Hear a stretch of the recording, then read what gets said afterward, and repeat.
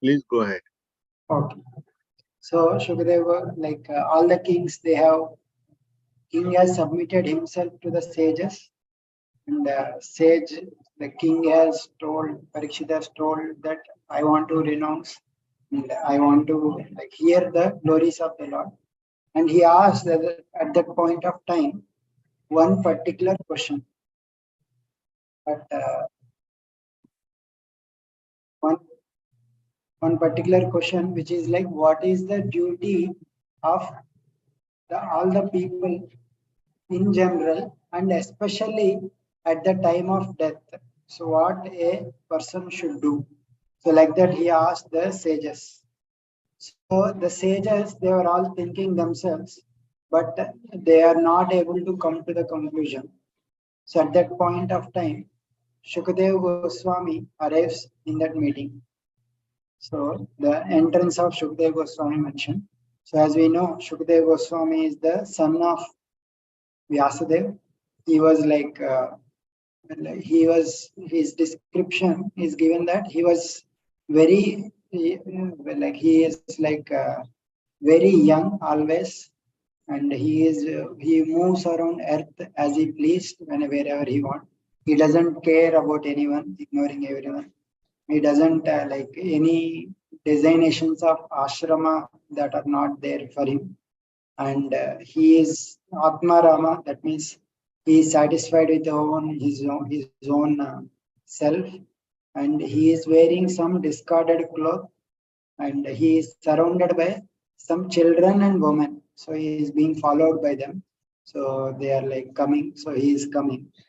So and he is like always 16 years old. Like that only he was there, and his bodily beauty is also described. He was like very tender feet, his arms, thighs, arms, they are all very tender. He has beautiful face, long eyes, a raised nose, symmetrical ears, and nice eyebrows. And his throat was like as conch. So he is also very, very beautiful. So Sukadeva Goswami. And all the Mahapurusha Lakshanas, they were all present, Shukadeva Goswami. Like his collarbone was fully covered. His chest was broad and high. He has navel which was like very deep, like a whirlpool, and his abdomen has three horizontal lines. So in this way, he has like Vata Vasana, means he is directed by direction. He was clothed by direction. That means he's not wearing any clothes. His hair was scattered, and his arms reached his knees, Ajanubahu. So in this way, and his complexion is also similar to Krishna, bluish color. So since he is completely absorbed in Krishna, he was also looking in the similar to Krishna. And he was like very attractive even to women, and he was like with his smile. So he is always looking youth. So and he is like he appeared like a fire covered with ashes. That means his splendor was covered, but all the sages they assembled, they could immediately understood that he was a great person, Shukadeva Goswami, son of Vyasadeva. So everyone understood, recognized him. Everyone worshipped. Everyone bowed their head. And as soon as Parikshit saw Shukadeva Goswami, immediately he came and took shelter of Shukadeva Goswami. As soon as King saw and gave respect to Shukadeva Goswami, immediately all the children and ignorant women who are following him out of fun or something, they immediately disappeared. So, and Shukadeva Goswami, Parikshit, he offered a seat of honor, and so like he sat among the sages, but he was like she shone among the sages like a moon among the many stars. So among the Devarshis, Rajarshis, Brahmarshis, out of all of them, Shukadeva Goswami has sat. But everyone understanding the glory of Shukadeva Goswami, they respected him, and he shone like a moon among all the stars. That means at this point of time, he was given a lot of importance. So even Shukadeva Goswami's Guru, Vyasadeva is present, his Guru Narad Muni is present, but everyone, they gave respect to Shukadeva Goswami, understanding his glories. So Parikshit Maharaj, he bowed to uh, Shukadeva Goswami, and he approached him peacefully, and he offered with his hands, and again offered respect and started speaking. So Parikshit Maharaj again expressed his gratitude. So previously when the Brahmanas have come, so that time also he expressed his gratitude. Now also he is expressing his gratitude that today we are Kshatra Bandhu. Kshatra Bandhu means not even Kshatriya, relative of Kshatriya, that means fallen Kshatriya. That's how he is considering himself as a lowly person. But we are respected by saints because you all have come here out of your great mercy, and what your presence will create lot of auspiciousness. What to speak of presence merely by remembering you. Yesham samsmaranat punsam. Sadhya Shuddhanti Vaigruha. All our homes will become very much purified. Kim Punar Darshana Sparsha Pada Shauchadanadivi. What to speak when we see you, when we touch you, when we when your feet is washed. So all these things definitely purify us. And just like a atheist or a demon cannot come near to the Lord, cannot remain before the Lord. Similarly, when a great person, when he is situated close, then all the greatest sins will be destroyed. So all the great, even great sins will be vanished just by being close to you. And because Krishna is very much affectionate to Pandavas, so therefore because I am relative of Pandavas, he is also showing favor to me because by sending you, because otherwise, where is the question of you coming here, right? When the time of my moment of death, I am about to leave my body, but I am able to see great personalities like you, because your movements are very much unknown, and your your where you go, where you arrive, and no one knows, and you are very merciful. So therefore, now at the moment of my death, Krishna has arranged for you to arrive here.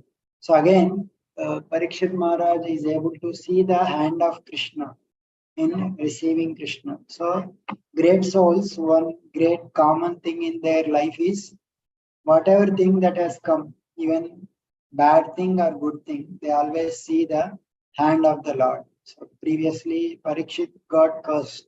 So that time also he saw the hand of the Lord and thought that, oh, Lord has come in the form of a Brahmana's curse to make me detached. And now when Shukadeva Goswami arrived, now also he is saying, Lord, he has out of mercy, he has sent Shukadeva Goswami at the point of my death. So in this way, he expressed his gratitude even to the Lord, Shukadeva Goswami. Now, again, one same question, when he asked all the sages, he again asked similar question. What he asked is, what is complete perfection and what is to be done at all times to achieve that perfection? What is the way of perfection? And for a man about to die, what he is to do to achieve that perfection? And at all times, yet shrotavyam, what one should hear, ato japyam, what one should chant, yet kartavyam, what is his duty in regard to hearing, chanting, and remembering and worshipping. Or bruhi yadva vipariyam means what one should not do, what one should not hear, what one should not chant, what one should not remember. So that also you please let me know. So basically he asked these two questions, like what is the ultimate perfection and how to achieve that, and what one should always hear, chant, remember, and worship, or what one should not do. These are the two questions he asked. And again he glorified Shukadeva Goswami, saying that you hardly reside in every household, in every place, uh, even in householders' home you go, you just stay there only for the time of milking a cow. So that means like generally they may take little milk from the householders, so they go and stay there for that much time and then they will go. So you generally don't stay. But I'm very fortunate that you have come here so that I'm getting your association at that moment of my time. So in this way, Parikshit surrendered to Shukadeva Goswami for instructions, and then Shukadeva Goswami began to reply. So with this, we have completed first canto of Srimad Bhagavatam, which has 19 chapters. So what Shukadeva Goswami replies, that we will see. So that is second canto starting. So second canto has 10 chapters. It mainly deals with the creation pastimes of the Lord, how this world got created. So, and then how Shukadeva Goswami initially instructed Parikshit Maharaj, and he describes about the universal form of the Lord and how bhakti should practice, and glories of bhakti also elaborated, and mainly how the Lord created this universe and Brahmaji's conversation with the Lord. So main philosophical section, second canto, mainly. So the pastimes are not much there, but mainly philosophy. So we'll see. So Parikshit Maharaj, he has asked that what is the ultimate duty of everyone, and especially one who is about to die. So what one should hear, chant, and remember, what he should not do. So hearing that, then Shukadeva Goswami starts answering that he appreciates the question of uh, Parikshit Maharaj. He says that Variyanesha te prashna. Your question is very, very wonderful because Kruto Lokahitam it like it will benefit the world, and Atmavid Sammata Umsam Shrotavyadishu Para. It is approved by people who are self-realized. So all the sages they approve of the questions because Shrotavyadishu Para. This question will lead to the transcendental subject matter. So therefore, supreme subject matter it will lead. So therefore, your question is also very wonderful. So here, whenever Bhagavatam conversations happen, even the speakers and hearers, like speaker also glorifies the hearer for his questions or for his eagerness to hear. So and he has equal respect for hearers because unless hearers show attention, speaker cannot speak. So hearers are also as much devotional service they are doing as the speaker. So this mutual respect is always there in Bhagavatam. We will see the dealings. So then now he starts answering. So Shukadeva Goswami, when he starts answering, he directly go to the topic that he starts saying that people who are attached to materialistic life, materialistic sense gratification life, he has so many topics to hear, chant, and remember. Shruta Vyadini Rajendra Nunam Santi Sahasracha means for the people, there are so many topics to hear, to remember, to chant. But they are like Apashyata Matva Tatmam. For whom these topics are there, for whom they are not thinking about their Atma Tattva. So in the who are like Gruhamedis. So there are like two terms are used in scriptures, Gruhamedi and Gruhastha. So generally Gruhamedi is general in Sanskrit. Terms are not fixed. Means the meanings, connotations may vary according to the context. But here it is like Gruhamedi in general means one who is materialistically attached. And Gruhastha is like leading a responsible life, caring for the Atma Tattva. So in that context, it is saying that Gruhamedi, people who are only thinking about, not at all thinking about the soul. So they are like, they have so many topics to discuss, chant, hear, remember. So, and they waste their life. Nitraya harite aktam. So they spend their day in working hard and Diva chate hai Rajan Kutumba Bharani. They work so they work in earning and all those things. The day will go, but in the night time, in sleeping and in other sense gratification activities, it will go. So in this way, whole life will go, but they are not thinking about their self. So in this way, they are wasting their life because what they have some faith. What is their faith? Their faith that they have faith that my body will protect me, my body will long last, my body will help me.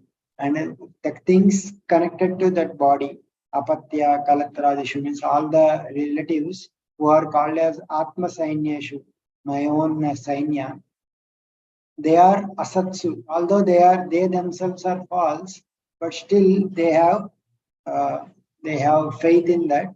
So Tesham Pramatto Nitanam. Even he sees that they also has they also perishable, but he Pashyan na pashyati. Although he sees, he doesn't see. So that means basically saying that although he sees that so many people, everyone is dying and everyone is experiencing this thing, but they never consider that there is something beyond this body and related to they never think about soul and other things. So they don't see Atma Tattva.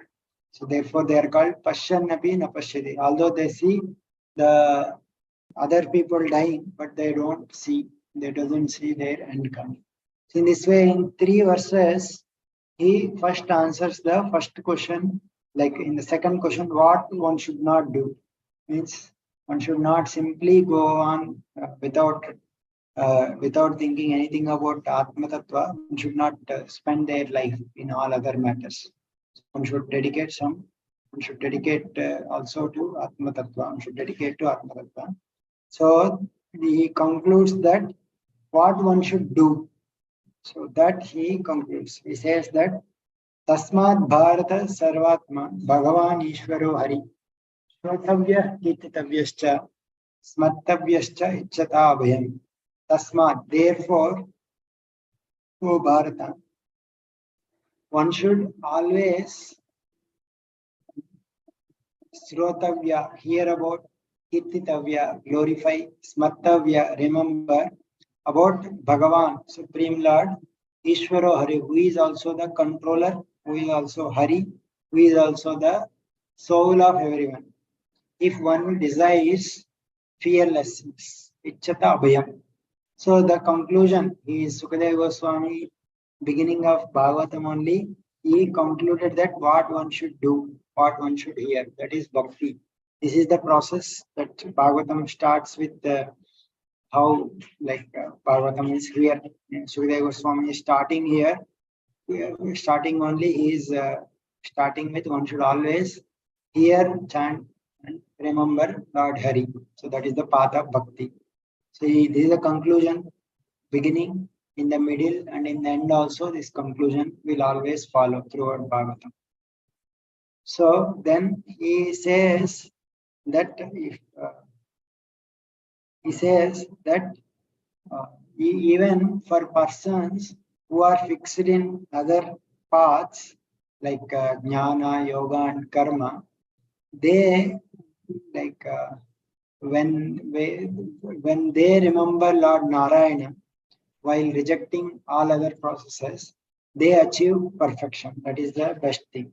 That means it basically says that Ante Narayana Smriti, for even the process of others like Jnana, Yoga, and Karma, their goal is ultimately to remember Ante Narayana Smriti. At the end, one should remember Narayana, or even when they will achieve a wonderful destination when they give up their processes and reach the process of at the end they at the end they have only bhakti remaining.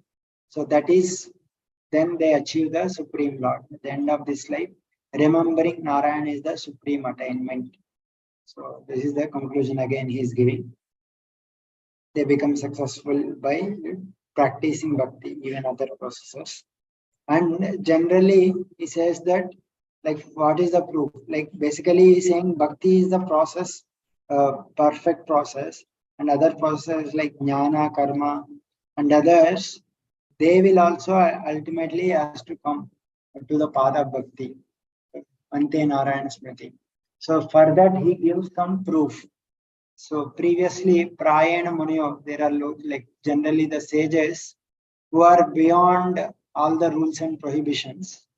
But when they hear, they are already situated beyond the gunas. That means beyond sattva guna, rajoguna, tamoguna, where they are situated in nirguna. But still, these people also take pleasure in glorifying the qualities of the Lord. So that shows the potency of the bhakti process, that even it is attracting even sages who are beyond these three modes. That means Brahman realized souls, they also getting attracted to Harikatha. So that means bhakti process is even superior to other processes like karmi, jnana, and yogi. So for that, he gives his own example. So his own example, Shukadeva Goswami is son of Vyasadeva. He was from birth itself, he was Brahman realized. That means he was situated in Brahman. And but still, he's saying, Shukadeva Goswami is saying that I also studied this Bhagavatam, which is completely filled with the glories of the Lord, from my father Vyasadeva. So, like, I also got attracted to the glories of the Lord. Parinishthitopi nairgunye. Even I am situated beyond the modes, but I got attracted to the Leela of the Supreme Lord. So, therefore, I heard this Bhagavatam, and therefore I will narrate that Bhagavatam to you, which will have all the glories of the Supreme Lord. So, by faithfully hearing, you will be able to fix your pure mind on Krishna just by wonderfully giving your attention.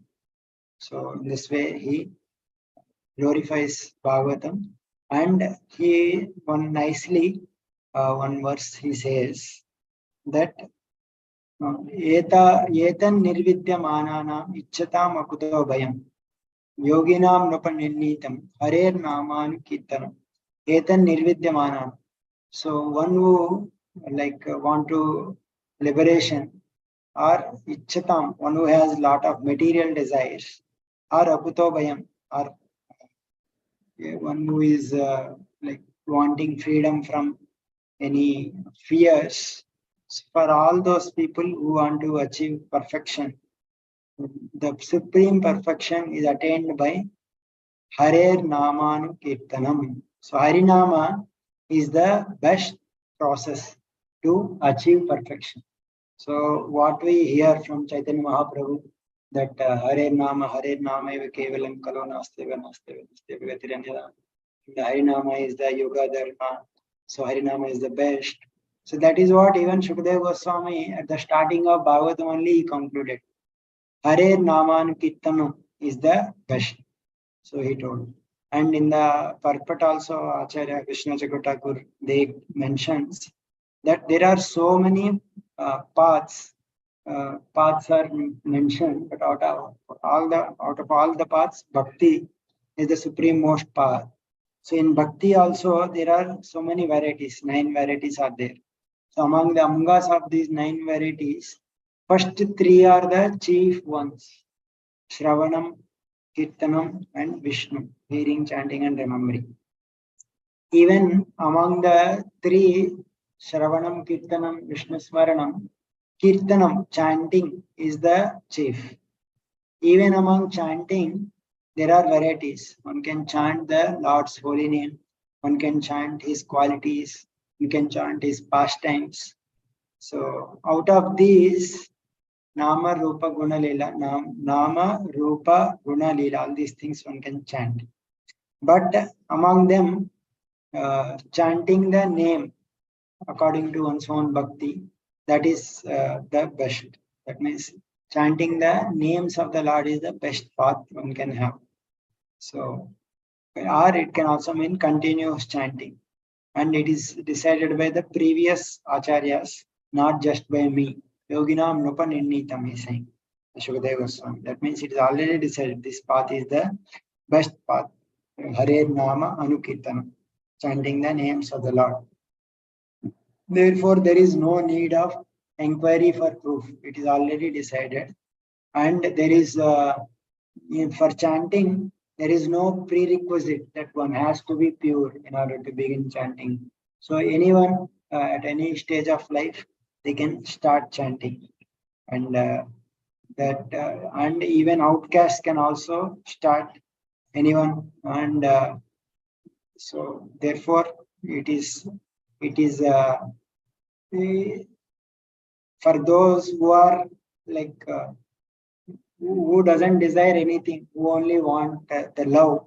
For us, for them also, it is the best process.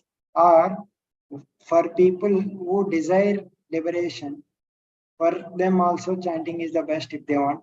Or if people desire material things, ichatam, for them also chanting is the best process.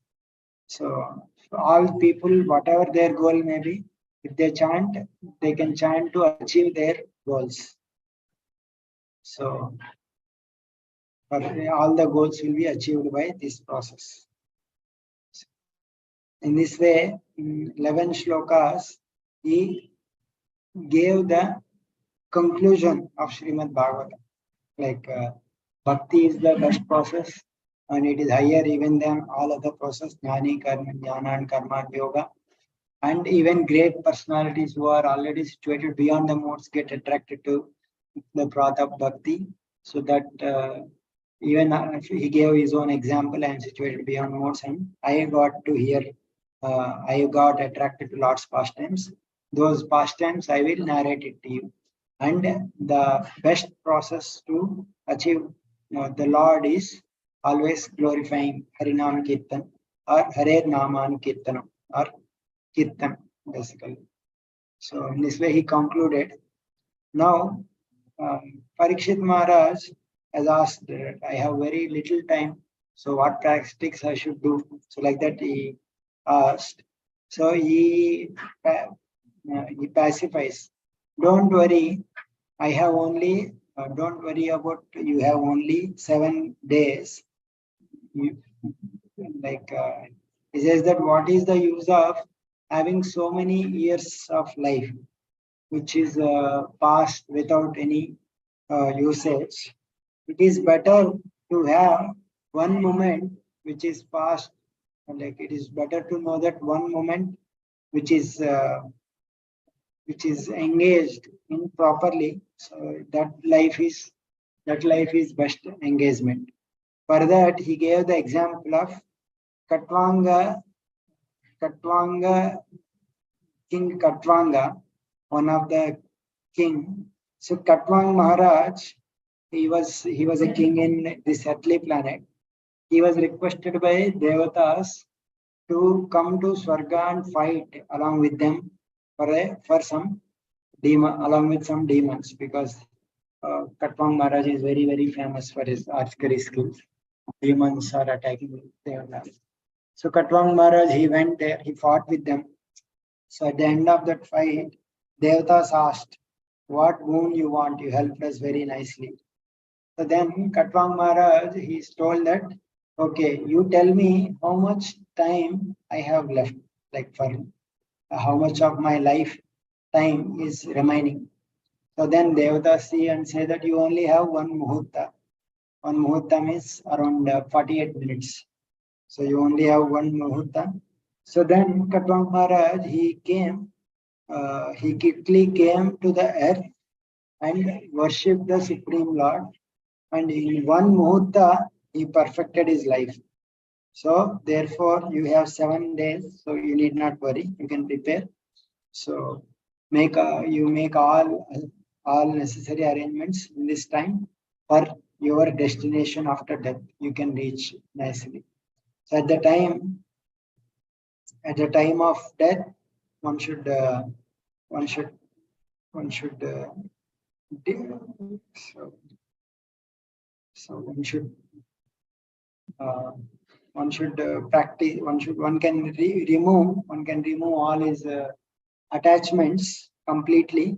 Should cut off all the attachments with the weapon of detachment, and he should be completely situated aloof from his body and things related to body.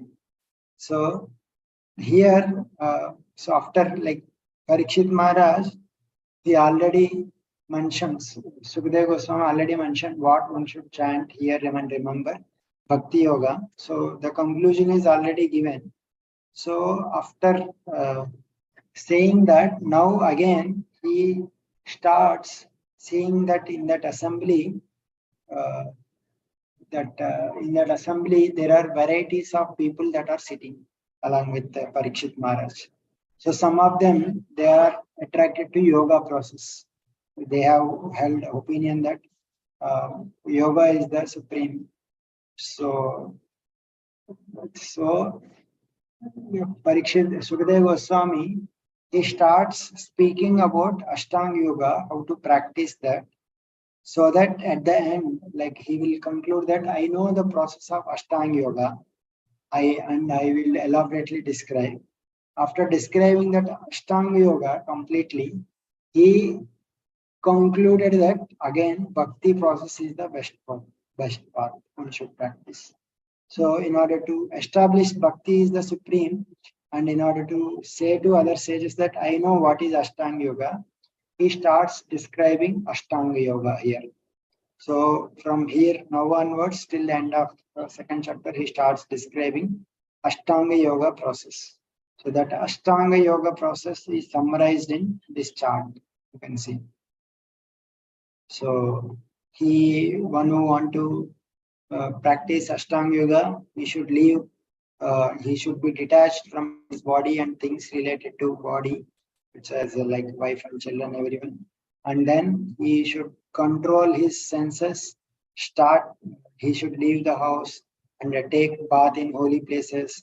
Sit on a seat made of asana, which is like he should start following Yama and Niyama, and he should practice asanas, clean place, and he should control his breath by pranayama, and he should withdraw his mind from sense objects. So that is like pratyahara. Pratyahara means, so for each sense there is an ahara. For eye, the form is the ahara. So pratyahara means you are withdrawing your senses from the its sense object. So that is called pratyahara. So he should practice that pratyahara, and because uh, and while practicing pratyahara, he should then start meditating. So that meditating is called as dharana. Dharana means basically meditating on some object. So what is this object? On whom one should meditate? So here in the Bhagavatam, at this point of time, there are two. Sridhar Goswami says that one should meditate on Virat Rupa of the Lord, Stula Rupa, that is like seeing the world and thinking the world as the different limbs of the Supreme Lord. That is one kind of meditation, it is Virat Rupa meditation. And another kind of meditation is meditation on the Paramatma in the heart. So this is like two kinds of Dharana Shreya are mentioned. So what is the difference? So for neophyte yogi, that means person who has started yoga now, and he has lot of previous karmas. So the mind will always get agitated by previous karmas. So therefore, he is advised to meditate on Virat Rupa. So this Virat Rupa basically means this meditating, you see some object in this world, or you hear about some object in this world through scriptures, and you meditate that object as the aspect of the Lord. So aspect of the Lord. So by doing that, one should, by meditating in this way on the different limbs of the Lord, by thinking it with that mind, the mind will become detached from all the desires, so sense objects. Then he realizes liberation. He realizes the Brahman aspect of the Lord. He achieves liberation. So in this way, the mind will not get disturbed by Rajoguna and Tamoguna. So by that, impurities all will be uh, destroyed. In this way, by this process of dharana, the yogi will completely achieve success. So in this way, he mentions, then Parikshit Maharaj asked about, can you please elaborate about this dharana ashraya of how this dharana is accomplished, what is the object of concentration, and how it will remove the contamination of the mind. So then he starts narrating about the Virat Rupa. He says that one, after perfecting asanas and pranayama and pratyahara with controlling his senses, one should meditate the mind on the Stula Rupa of the Lord. Stula Bhagavato Rupa means the Virat Rupa. So what it contains is that uh, in this world we see sun, we see moon, we see oceans.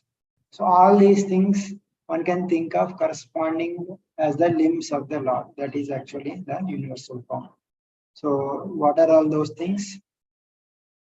So the universal form he mentions, there are like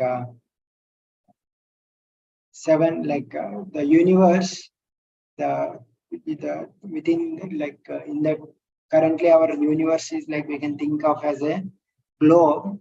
Within that universe there are like 14 planetary systems. So in that 14 planetary systems, Patala Loka is considered to be the legs of the Lord, and Rasatala is like his heels, Mahatala is like his ankles, and Talatala is like his calves, and the Sutala is like his two knees. Vitala is like his two thighs. Atala is the upper part of the thighs. Mahitala, the earth where we are sitting, that is like his hips. And Bhuvarloka is considered to be his navel.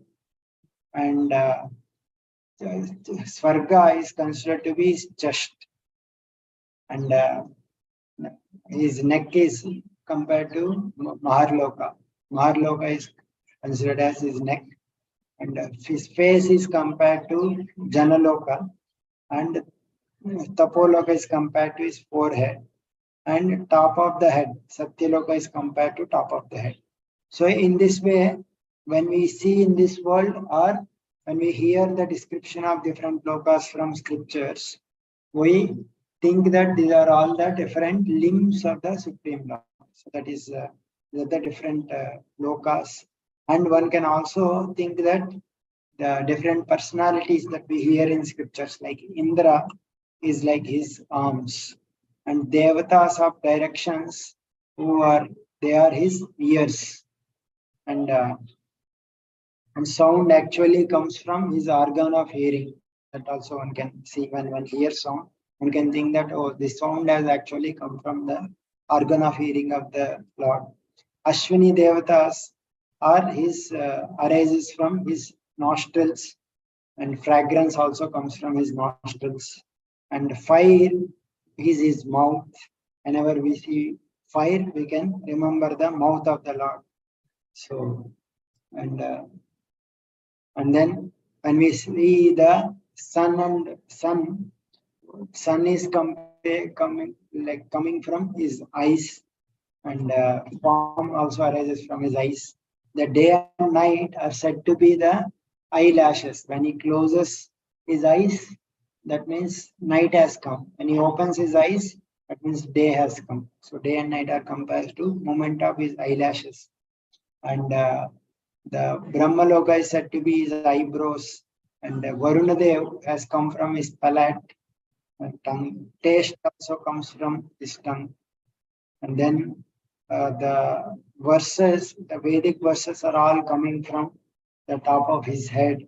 Yama Raj is said to be the front teeth will crush the demons. And his teeth, his affection is his teeth. His smile, Maya is his smile.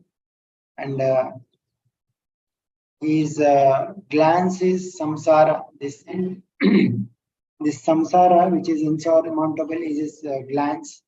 And shyness is upper lip, greed is his lower lip, dharma is his chest, and adharma is his back, and Brahma uh, is his organ of reproduction. Mitra and Varuna are his testicles. Oceans are his abdomen.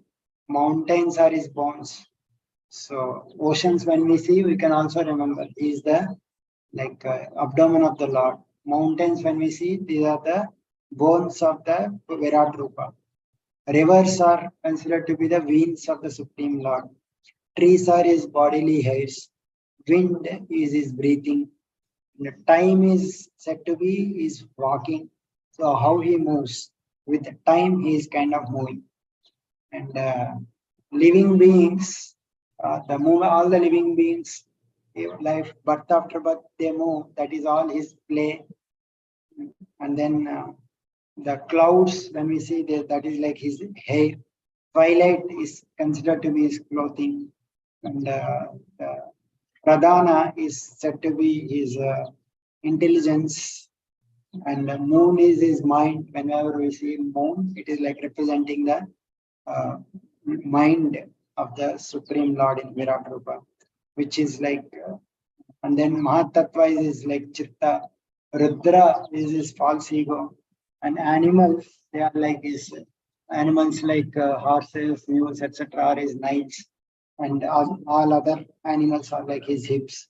Birds are like his skill. He has exhibited his skills in the form of birds. Manu is his intelligence. Humans, they are all his house where he resides. And Vidyadharas, Gandharvas, they are all represent his musical ability. And prowess of the demons, that is also his demon, his prowess, the demons' prowess. Brahmanas are said to be his face, Kshatriyas are his arms, Vaishyas are his thighs, and Shudras are his feet. So, and in this way, the different sacrifices, devatas, they are all his duties. And in this way, complete Virat Rupa, whatever we see, we hear in this world, can be mapped to the Virat Rupa. In that way, he is constantly absorbed in thinking about the Supreme Lord, at least the gross form of the Lord. So he's connecting everything in this world to the Lord. So with that connection with the Lord, whenever one makes their connection with the Lord, anything, that means he is performing his yoga. So with that, his mind gets purified. All the impressions of his senses in his mind from previous birth, they will go away, and he in this way he continuously he achieves kind of all his mind gets purified. So that is how he mentions about the Virat Rupa. So okay, this is the first part. Then he also mentions about the description of the super soul as Dharanashraya for the advanced yogis. Before going there, he wanted to reject some karma kanda process. So before telling that karma kanda process, the meditation on the Supreme Lord, that how Virat Rupa, by meditating, how the effects can be. For that, he gives one example that previously Brahma also, one point of time, how to create he fixed his mind on this form of the Lord. So then he attained intelligence and he created this universe. So he gives one example. And then after saying that, he rejects the path of karma kanda. So where karma kanda is the process where uh, where one performs lot of sacrifices mentioned in the Vedas in order to achieve heaven and other material goals, like achieving comfortable life and heavens and all other opulences. So that he kind of rejects here, where he says that the Vedas they describe so many ways to achieve something, but understand that they are like dream. Although you may achieve Swarga and others, they will be like dream. Again, after finishing your Punya Karma, again you will come back. So they are like dreams. And therefore, one should not, therefore, one should not so much endeavor to achieve these temporary results. So one should achieve the full result. One should not attempt for other means by for achieving temporary results. That is all useless labor. But but there may be so many efforts to. There may be like for that, like in general, how do we or is also like why we need to. He gives the conception that one may require a lot of things in this world to uh, to execute these worldly duties. So he says that one need not worry so much about maintaining this body. So for maintaining this body, one can live very simply. So one should not put so much endeavor in maintaining body. One can keep one's body and soul together with minimum things. So therefore, uh, one need not flatter some people to attain some necessities of life. So with minimum necessities, one can pass on. So he gives example for yogis who have renounced that there are so many earthly flats available. So why we need cots and beds, comfortable life. Own arms are there. Why we need pillow? Palms of hands are there. Why utensils are there? Skins of trees are there. Why clothing is there? So many cloths are available. So why we need so much clothing endeavor? Trees are there. Have they given up giving charity? That means they're still giving fruits. Have rivers dried up? Rivers are also supplying water. The caves, mountain caves, have they closed? They are also giving shelter. So, and is it that Lord stopped protecting his surrounded souls? No, Lord is always protecting. So therefore, one need not worry about flattering rich men. So therefore, one should not waste their time in so many unnecessary, useless labor. One should mostly utilize their time in what is useful. So like that, he kind of uh, rejects karma kanda also, and he says that one should meditate on super soul, which is present in everyone's heart. By that also one will, this is dharana ashraya for advanced yogi. So for in everyone's heart super soul is present, one can meditate. The yogi should meditate on this also when he matures. So that time also, by meditating on that super soul, he will achieve perfection. So that form of the super soul is described, and how he achieves perfection by following that. So that is again described. So we will discuss this again, how he will achieve all the different stages. And then finally he concludes with all this process. The best process is always hearing and glorifying the Lord. Bhakti process is best, even than yoga and others. With that he concludes. With that we will consider in the next. I'll stop here. Okay, Prabhu. Thank you so much. Hare Krishna. Hare Krishna. Hare Krishna. Hare Krishna. Thank you so much.